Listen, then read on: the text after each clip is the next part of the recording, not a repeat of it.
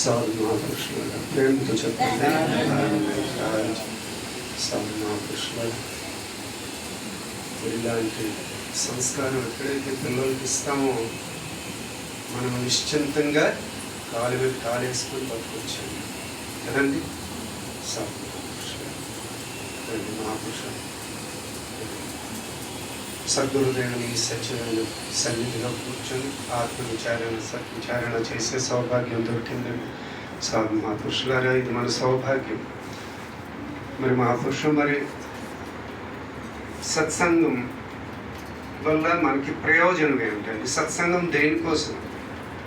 ఆత్మ కోసమా, శరీరం కోసమా, దేహం కోసమా, మనసు కోసమా?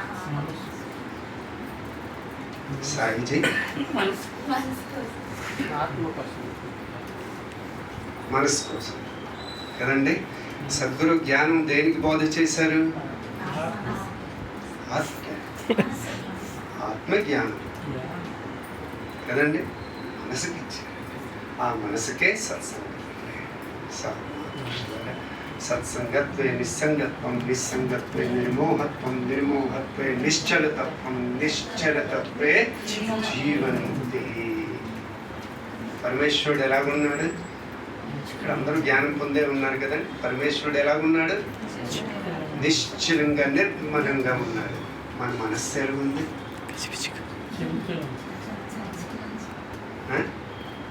కదండి. మరి చంచలమైన మనస్సుతో నిశ్చలమైన పరమాత్మని అనుభూతిని పొందగలమా? పొందలేము. అలాగే మలినమైన మనస్సుతో పరమాత్మని అనుభూతిని పొందగలమా? పొందలేము. మరి మనస్సు చంచలంగా ఎందుకుంది అంటే ద్వైత భావన వల్ల కదండి. ద్వైత భావన రెండోది ఉందని చెప్పి మనసు పరిగెత్తిస్తుంది. మరి మలినంగా ఎందుకు ఉంది? మనసుకు ఒక మలినం ఉందండి. అదేమిటండి మహాపురుష? ఏ మలినం? నేను నాది, నేను నాది అనే మలినం కదండి. సాధు మహాపురుషుల పరమేశ్వరుడు ఈ సృష్టిని ఎలా తయారు చేశాడండి? పరమేశ్వరుడు ప్రేమ స్వరూపుడు కదా.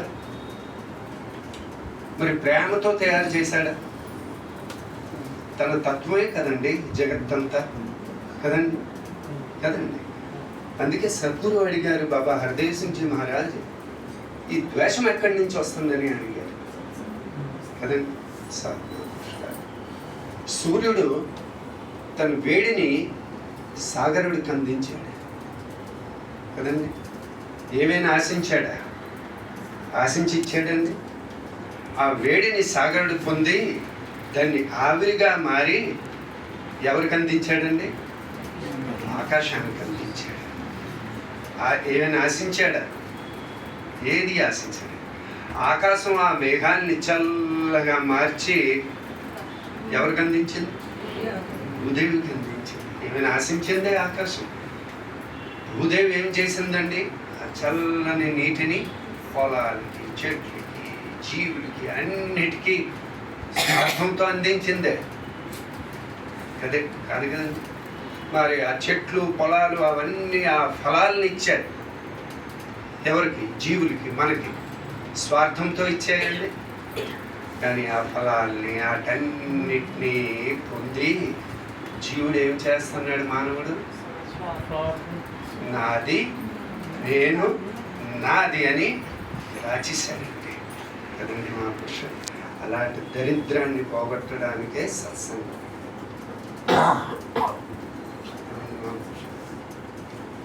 ఈరోజు ప్రేమ కోసం చాలా మంది చెప్తున్నారు. దయచేసి చెప్పేవారందరినీ అడుగుతాడు, అది ఏ సంతలో దొరుకుతుందా, ఏ చెట్టుకి కాస్తుందో నాకు కూడా చెప్తే నేను కూడా తెంపుకుంటాను, లేదా సంతకు వెళ్ళి కొనుక్కుంటానండి. రండి సాధు మహాపురుషులారా, అది ఉదయంలో పండే పంట అండి. మీరు వాక్ని జాగ్రత్తగా వింటే ఆ పంట పండుతుంది. రండి సాధు మహాపురుషులారా, ప్రేమతో చెప్పండి.